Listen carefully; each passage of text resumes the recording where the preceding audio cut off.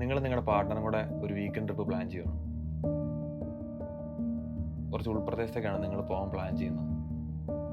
അതായത് ഒരു കാടും ആ കാടിന് നടുക്കൊരു പുഴയും അങ്ങനെയൊക്കെ ഒരു സ്ഥലം.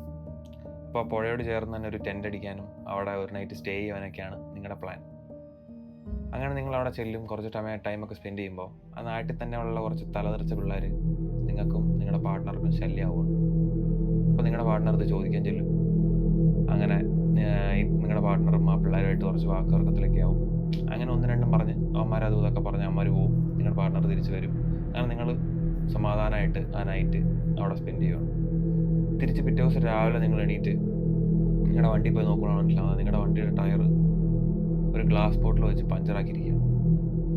ഇത് അവന്മാരാണെന്ന് നിങ്ങൾക്ക് നിങ്ങളുടെ പാർട്ട്ണർക്ക് മനസ്സിലാവും. അങ്ങനെ തിരിച്ച് പോകുന്ന വഴിക്ക് നിങ്ങൾ അവന്മാരെ കാണും വീണ്ടും.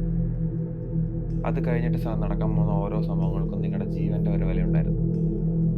ഇത് 2008 പുറത്തിറങ്ങിയ ഈതൻ ലേക്ക് എന്ന് പറഞ്ഞ സിനിമയുടെ വൺലൈനറാണ്. ജെയിംസ് വാറ്റ്കിൻസ് പറഞ്ഞൊരു ഡയറക്ടറുടെ ഫസ്റ്റ് പടമാണത്. കൂടുതലൊന്നും പറയാൻ പറ്റില്ല, കാരണം സ്പോയിലറായി പോകും.